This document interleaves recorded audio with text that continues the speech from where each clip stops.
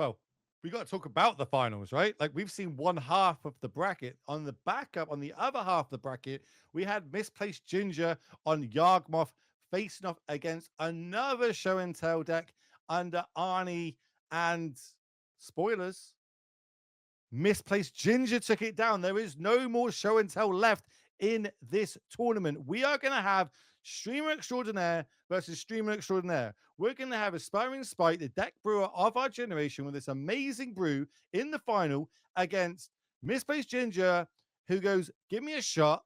I'll learn the format in a week and I'll try my best. Well, he's got all the way to the final. Can he just go, Timeless completed it, mate, and move on and go back to his stream? We're going to find out as we're setting up the finals now. Going to get a listen to producer if we're ready for that, or do we need a break?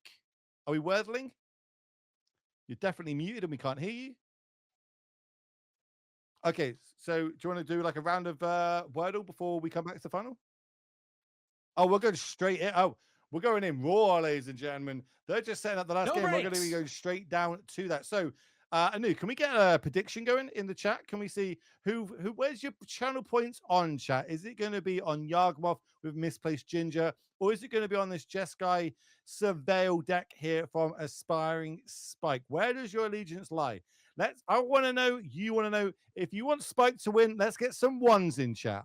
If you want Misplaced Ginger to win, let's get some twos in chat. Let's see that nobody hide from this. We need to know where's your allegiance want to hold. Remember, both of these streamers are currently streaming as well, so you can see it from their side of the battle, you can see it from the other side of the battle, and then you can also hear what me and Anu are saying about this as well. So 3 different options to watch this matchup. I'm interested in who's going to be winning. I can't pick a winner. I'm happy that both of them are here. Well, this is crushing. There's not a single 2 in the chat so far. All right, that is actually hilarious. Which means, I am down. The prediction is live. If you want to take part, go ahead and check that out in Twitch chat right now. But we are about to start our finals match here. It's going to be Aspiring Spike on Jeskai Surveil against Misplaced Ginger on Golgari Yawgmoth. And I am kind of curious. We're seeing a lot of ones in the chat, which means that people are believers. They're believing in the Spike deck. They're believing in the future of Timeless. They're believing that, not all is grim with show and tell in the format. And talk to me about this matchup a little bit, or we could talk about this a little bit as we're getting into it. But what's going on with this matchup? Why is everyone so confidently? Seriously, not a single 2.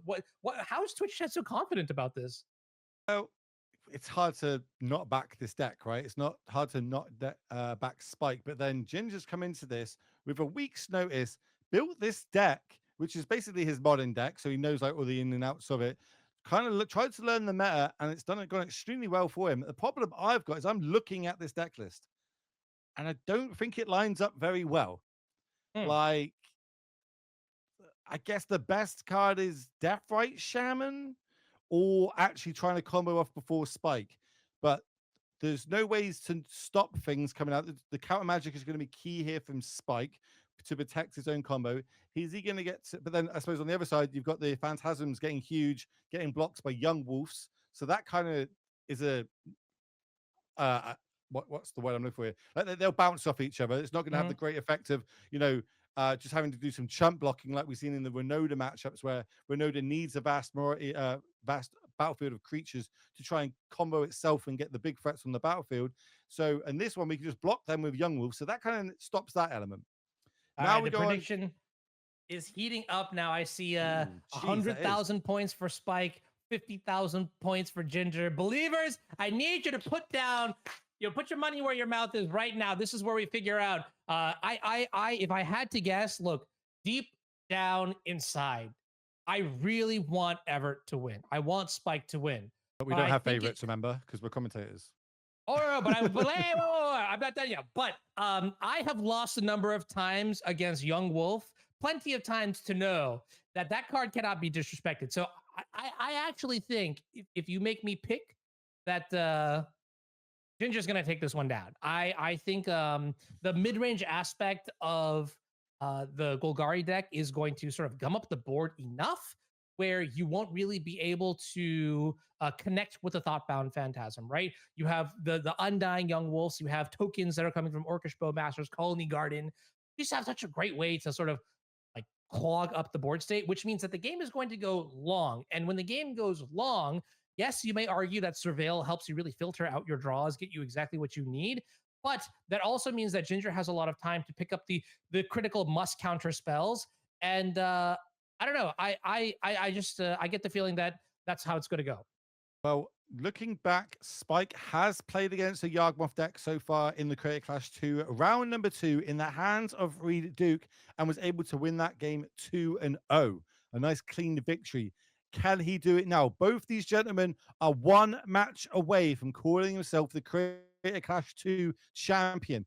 Cannot wait to see how this pans out. Looks like Misplaced Ginger is on the plate and starting off with arguably the best one drop in Deathrite Shaman. Might change that now with the Phantasm after this event, but we'll find out.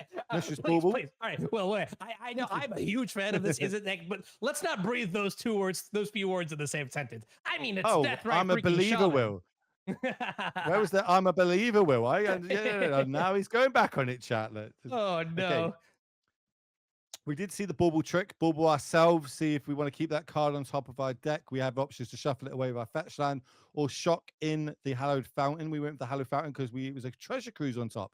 So we draw on that. We want that later the game goes, the more cards we can draw. Have to watch out for Orcish Bowmaster, though, because Misplaced Ginger does have a full 4 copies of that moving forward. Going to start with the Prosperous Innkeeper.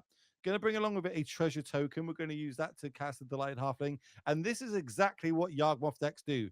They just squirt out a load of little creatures onto the battlefield. And you're like, they don't do too much. Then all of a sudden, a Yawgmoth comes down, a Chord of Calling starts flying. And next thing you know, you've lost the game. Spike's going to return here. He's going to put the Phantasm on the battlefield with a Consider. That's going to be Survey 1, making it free. So no little weenies are going to get this chip damage in just yet. But we can now cast this Yawgmoth. The shields are down for Aspiring Spike. Is that? I feel like I'd be slamming it here. Yeah. But 100%. 100%. Yeah. Yawgmoth is entering play, and this is going to turn every single one of your creatures into, I mean, value, I guess. Is that the best way to put it? We're gonna get an Orcish Bowmaster, I imagine. This is what I'm smelling, Orcish Bowmaster.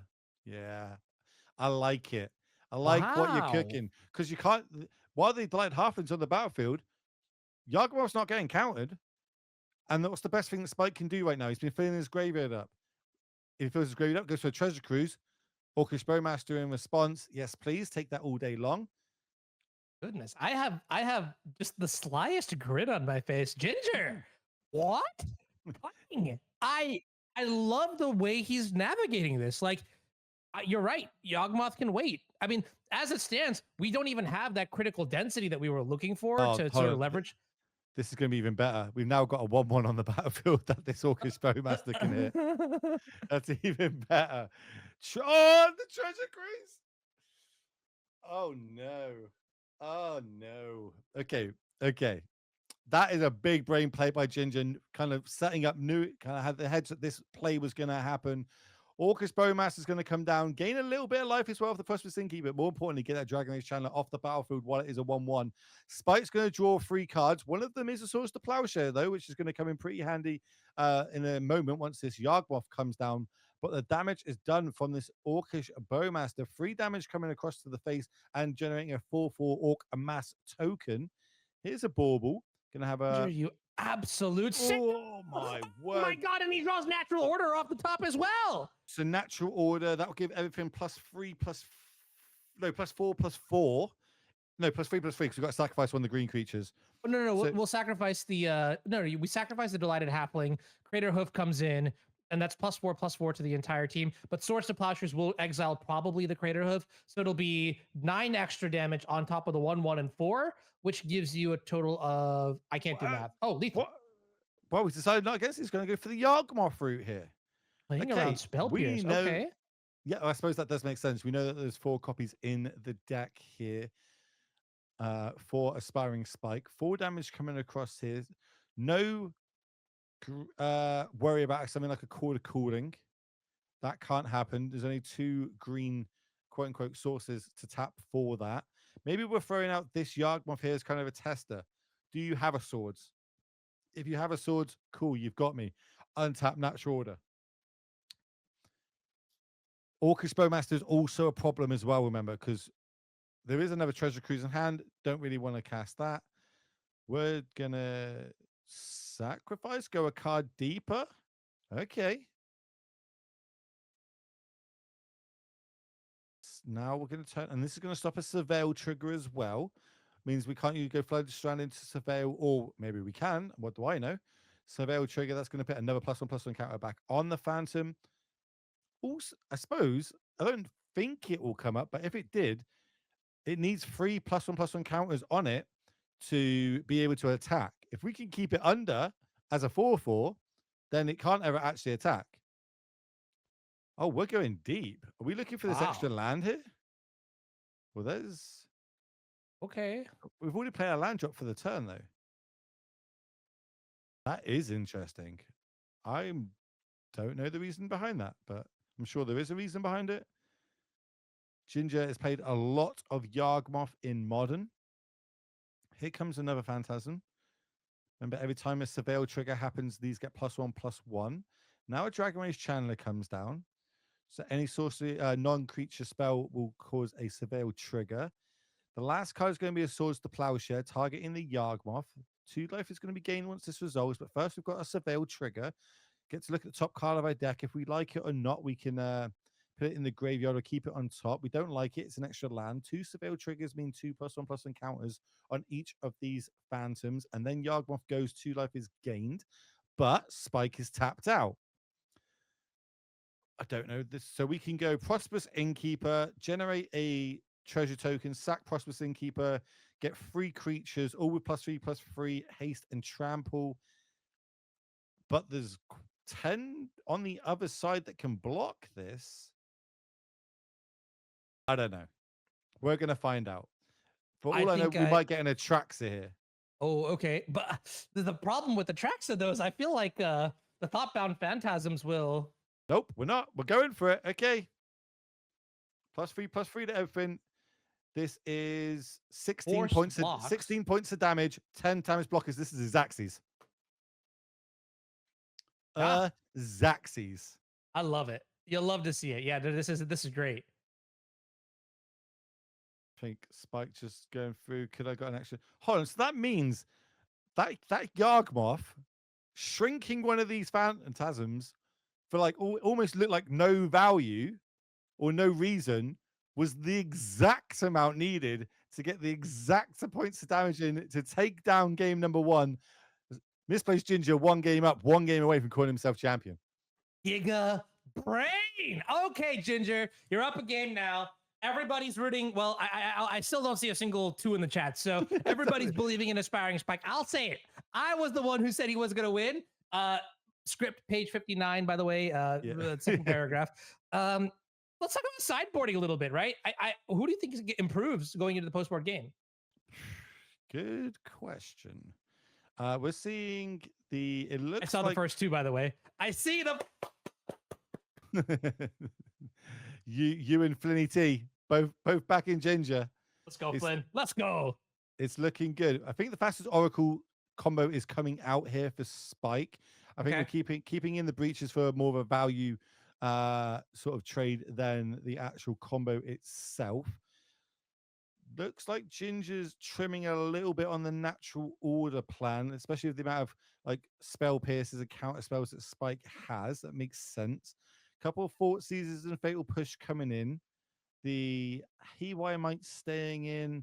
Agatha's Soul Cauldron staying in. What's that white? Oh, Boromir's coming in out the sideboard. We've seen that card crop up quite a few times so far in this tournament. Wasn't the card I was expecting. One of the cards from the Lord of the Rings set that came down. Warden of the Tower, obviously famously in the films, doesn't go too well for him, but his card here's pretty solid. 2 and a white for 3/3 vigilance. Counter spells that don't have mana cast them. Of course, I pick it up and he takes out his deck. Well, at the minute, hasn't submitted yet. That does take him down to 60. So good. It does seem really good. But maybe he just doesn't have space for it. Kind of values everything else here. I'm not entirely sure how good Haywire is in this matchup, but it might be good enough to stop a breach turn. That's Fails have coming in. Having a little look at this tie binder. Really interesting how he wants to move how he's deciding to move forward. Oh, all the natural orders come out. I like that. I like cutting the natural orders. I think you've got Blood Artist, right? You've got Yawgmoth. That's good enough. All you need to do is really just get on the battlefield, put enough pressure, and then eventually Spike will have to respond to that pressure. And in that moment, you ignite and you get your Blood Artist and playing you in. The problem is these freaking thought-bound phantasms. They're just so big that maybe Spike actually gets the luxury of sitting back on removal. But there are other cards in here like Veil of Summer that can also be problematic. We're going to kick into our first post-board game here. Ginger at tournament point. Any twos in the chat? Any twos? Any tours, as Mr. Ginger would say? Any tours in chat? Going to start off with a Young Wolf, arguably one of the most powerful plays you can do in this. Here comes a Dragon Rage Channeler with Surveil. That's going to grow the Phantasm by 1 and let us draw, especially getting these baubles down now, getting the bauble triggers to draw these extra cards before a Orcish Bowmaster can come down, which might have been the key turning point in game number 1. Misplaced Ginger identifying that, using the Donomonic Tutor to go find the Orcish Bowmaster and cast it in the face of that Treasure Cruise. Played that. I think he played that so well, by the way. It was the turn Yawgmoth could have come down, and he said, you know what? I'm going to play Demonic Tutor to make it seem like I don't have a Yawgmoth, when in reality I do. And this gives me the window to get a Bowmaster, which actually matters so much more on the board state. Now, Fatal Push is going to come down, take care of this Dragon's Rage Channeler. And I mean, Ginger is looking... No, wait, hold on. Spike just had a 5/5 attack on turn 2. Like, what? Where? Deck's broken. Everything's aggro. Broken. We're going aggro. Doesn't have white mana. We'll be able to have that now, courtesy of this polluted Delta, but might go get a Survey land here to grow both these Phantasms. Decides against it. We're going to use the Consider. Oh, is this Treasure Cruise? What? Is this a turn 3? Get out of here, man. So sweet. No, there's the needle. I don't want to see this swords. I want to see another Phantasm come down. I want Phantasm beatdowns all and through and through. We're going to get 5 damage coming across, though. Oh, good, Will. Best 1-drop in Timeless, mate. I've told you. Ragavan, what? Raga who? Raga who? Okay, I love this attack. But the problem is you might just die out of nowhere now. 4 mana, a bunch of surveys. This could just be game, but Spike's like, I'll take this trade. That's one of your key value engines. Land. What? Wait, but it's Thought-Bound Phantasm. Trading with a Young Wolf, ergo, Young Wolf best in contention for best 1-drop? Are we tutoring here to go get like a Fort Seas? I don't like that. Maybe a Fatal Push? Another Young Wolf? Yeah, I'm sorry. Let's go. Young Wolf will be riot. Young Wolf will be riot. By the way, Wizards, if you're watching, can we get like a Secret Lair Young Wolf?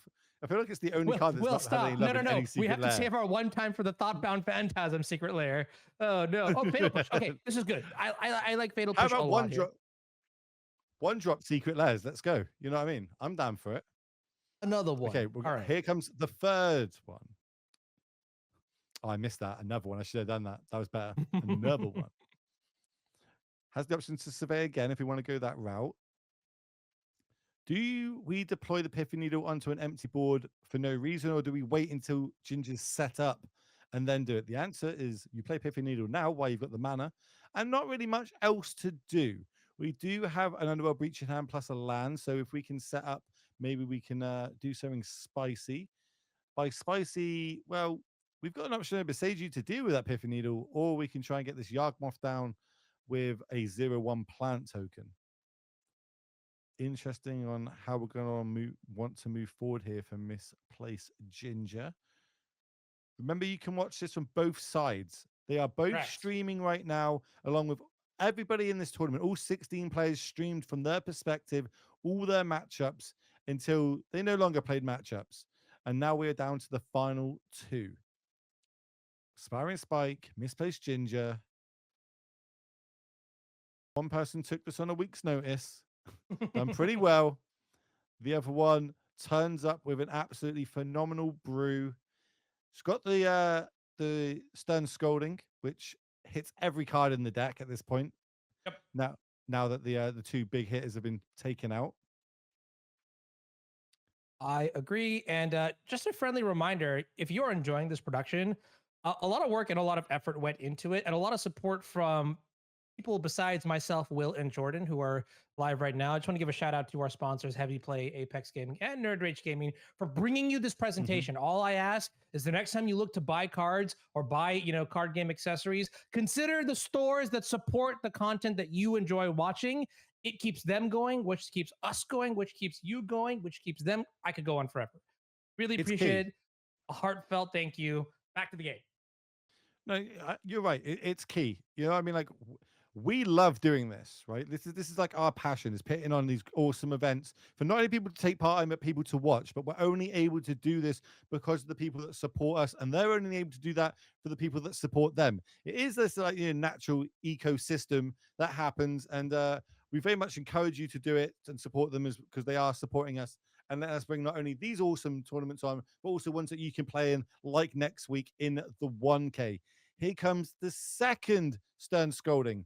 That means for 2 mana, we managed to counter 8 mana's worth of spells and a key 8 mana worth of spells. 7 life with this Consider and Lightning Bolt, but there is a Orcish Bowmaster, so that can go on blocking duties. And it is going to go on blocking. Oh my god, if we hit a cat spell here. Maybe not the right type of ASMR, but it smells like a game 3. That's what it smells like, Will. I think we're about to see it. Spike saying, hey, game 1, that was a fluke. This is how my deck actually operates. Turn 2, in for 5. This is terrifying. The big difference here is removal. Spike has managed to find his removal in this matchup, and that's been key. Here comes a bauble off the Lurus hint in the battlefield. Remember, can return something 2 or less CMC to the play. Lightning Bolt is going to get rid of the Orcish Bowmaster. He knows what the top card is. It is just a delighted halfling. That's not going to be enough, and we are going to a game number 3 here in Create a Clash 2 Timeless. I love game 3 of Magic. I love everything being on the line, and it is going to be here from 2 of our amazing content creators, 2 of the best streamers currently in the game, and they're going straight head. Spike straight in. I'm done. We're going to see Ginger kind of think about his plan here a little bit. Maybe we want these natural orders. We didn't see too much counter magic then.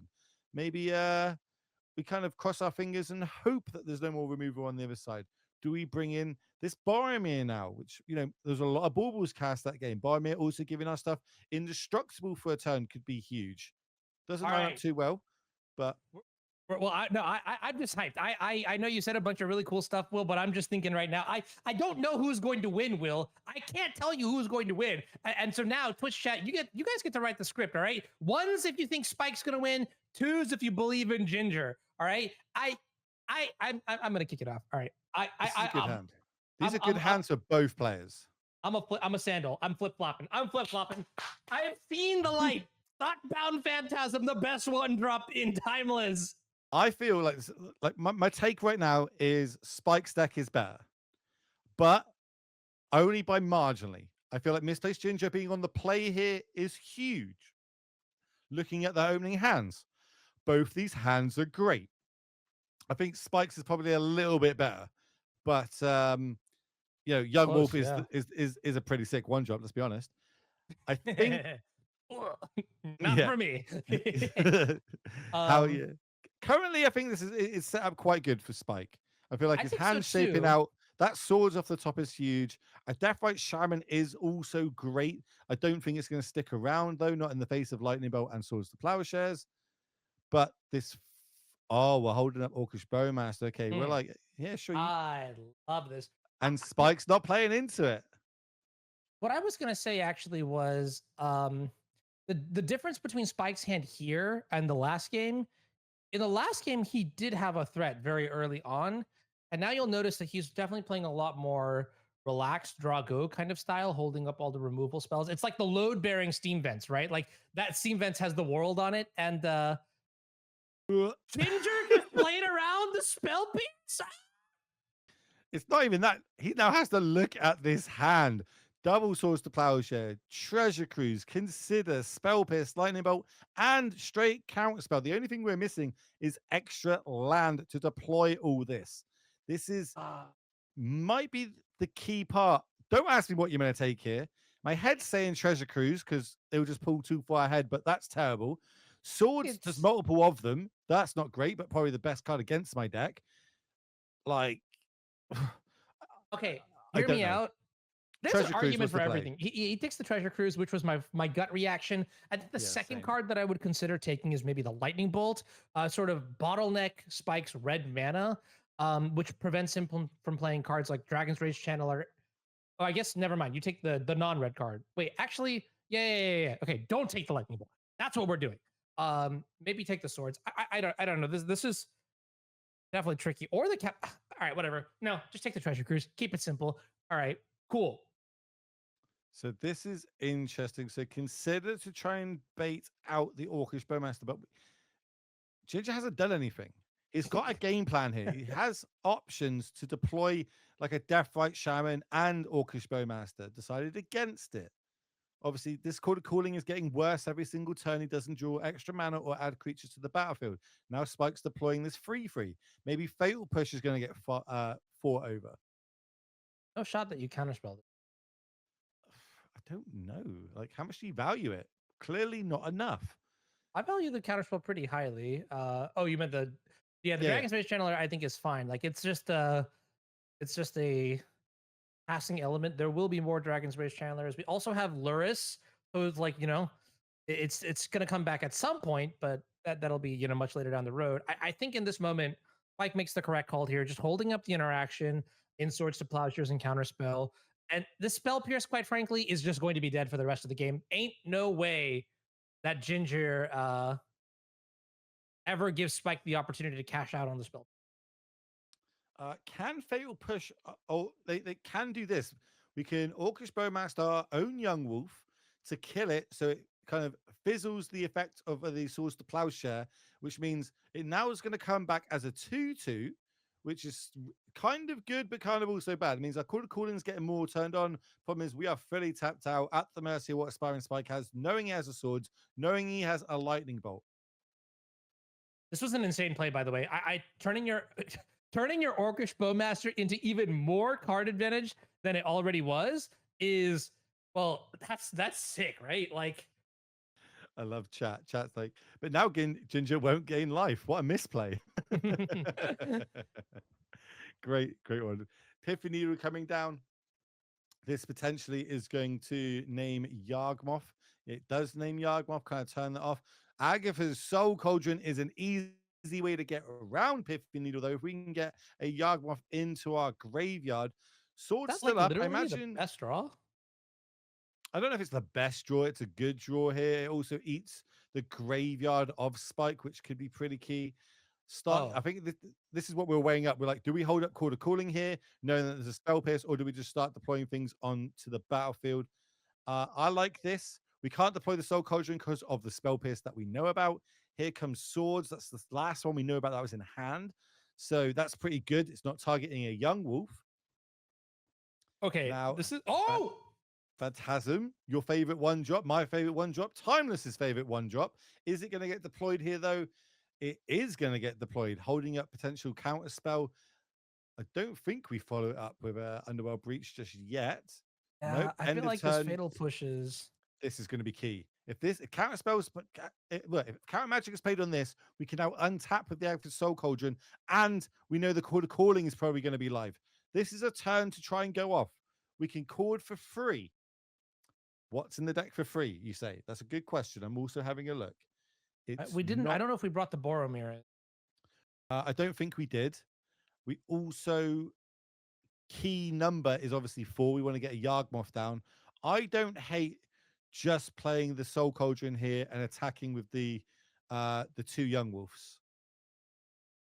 But looks like we might be cording instead. Are we going for another Bowmaster? One's also kind of tight. I think that's the only thing I would be cording for is another Bowmasters. Especially on 2. We could get a Hapatra if we want to go that route. I don't think that the Haywire Might is exactly where we want to go. Yeah, but it is going to be Orcish Bowmaster. Because how does Spike get back into this game? Treasure Cruise. That's the card that gets him back in this game. What punishes Treasure Cruise the most? Orcish Bowmaster. We know the Lightning Bolt is gone. We know the 2 swords are gone. Now is what is that extra card and what does he draw for this turn? Another Underworld Breach is not great, but it might have to be enough. We're going to have to go Underworld Breach, use one of our removal spells, get rid of this Orcish Bowmaster, have a load of, try and get as many bauble triggers as possible this turn and restock our hand. He really needs to grow this Thoughtbound Phantasm. It is actually insane that he hasn't hit another fetch land to sort of pump up the Thoughtbound Phantasm to a 3/3 or a 4/4. As soon as he gets one of those, he's looking to be in much better shape. But oof, I don't know. This is doesn't look good from this position. I mean, I guess Underworld Breach is going to give an influx of resources, and also that this card is kind of cracked too, right? Just getting rid of the Orcish Bowmaster and replacing itself all in one go, something you can put back into play later on as well. Okay, I don't hate this. This means we're going to be able to push a bit of damage here. He's got a chance. He's got a real chance. This is going to leave either the creature's going to have to chump block here, or it's going to trade. But then I imagine there's at least a creature in a graveyard that this Soul Cauldron can hit and put a +1/+1 counter on. The Phantasmal will die, which is key. And then something like even a Call to Cooling, Orcish Bowmaster is going to be lethal. Allspike's going to just have to win or pick up enough threats on the battlefield. I think we might see Misplaced Ginger taking this down. He's moments away from being able to do that. He's only a certain number of cards or game actions from that happening. But Spike, we've seen this deck do crazy things. No blocks from Spike. Going to 1.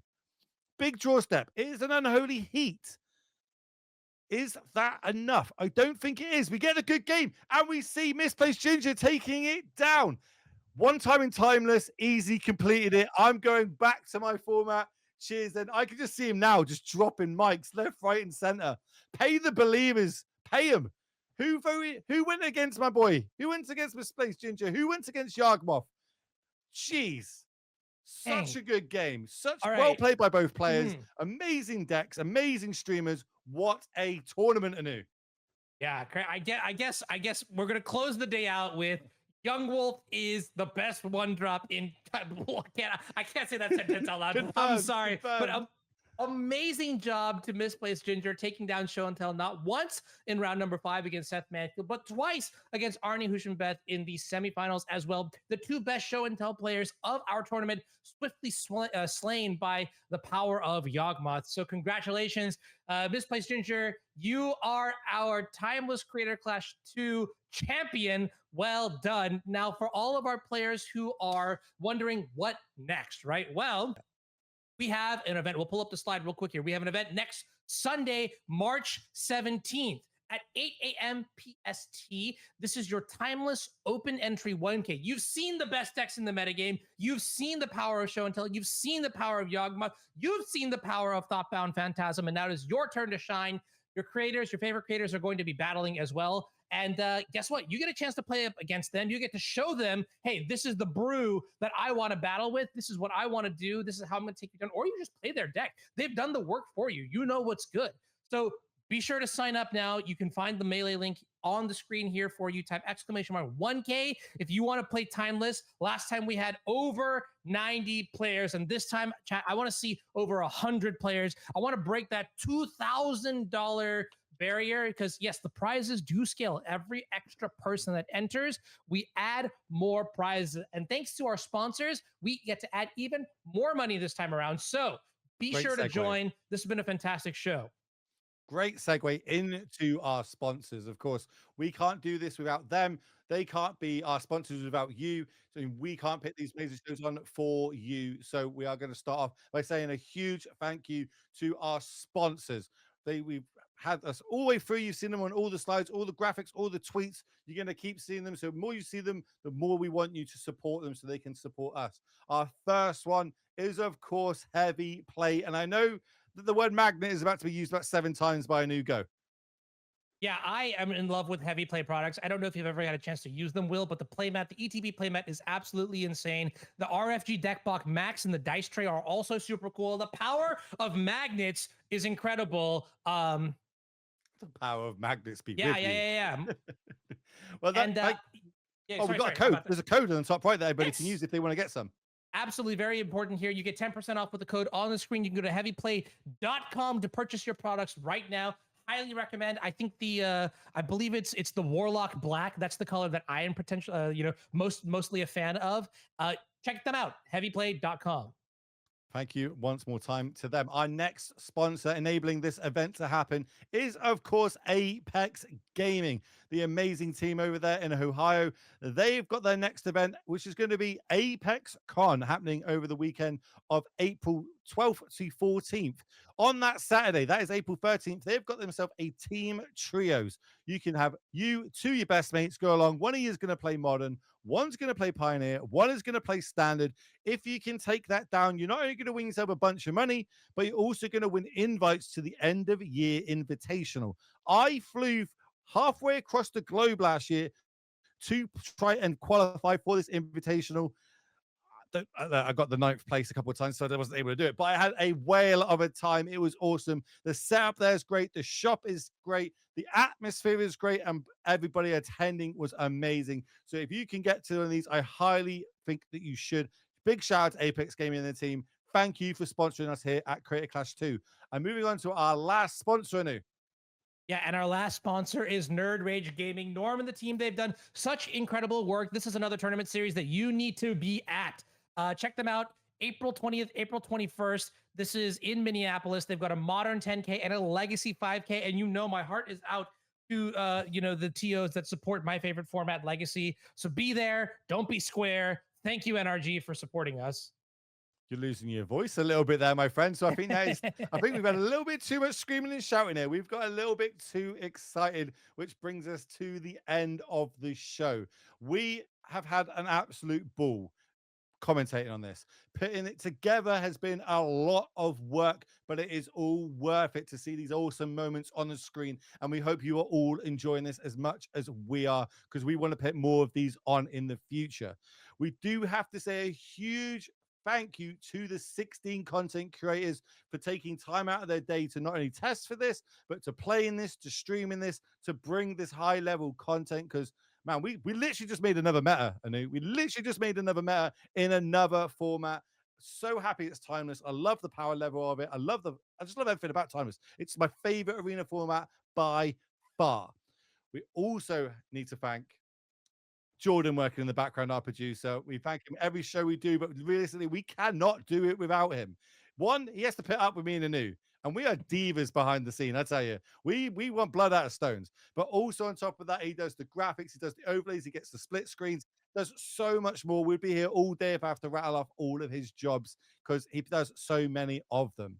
I need to thank you, chat, for being here, for supporting all 16 of our content creators, supporting us in this stream with not only the subs, but just being here, watching, getting the stats up, interacting with the Twitter posts. All this helps us generate more sponsorship in the future, which brings on more events and better prizes.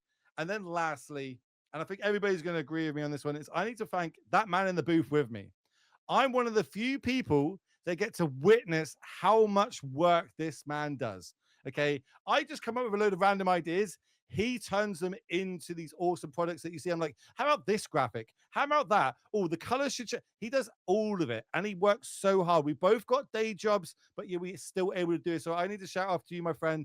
It is an absolute honor. It is a privilege to work with you time in and time out, putting on these amazing shows. I think everybody in chat knows about how much you work. You travel the globe doing this, and I just think you just need more and more appreciation. So if you do have a Prime floating around anywhere, please do use it on this channel. Support Anu moving forward. And otherwise he can't play his favorite format, which is Legacy and D&T in that format. It's his thing. He needs to be able to afford those failures moving forward. So appreciate it, my friend. Any last words before we call it a day? I'm just going to say one person you left off the note was yourself, Will. You've done as much hard work as I have. We've crushed it. We hope you enjoyed the show. We want to make more timeless content. We're looking forward to it. And on that note, we'll see you next time. Peace out.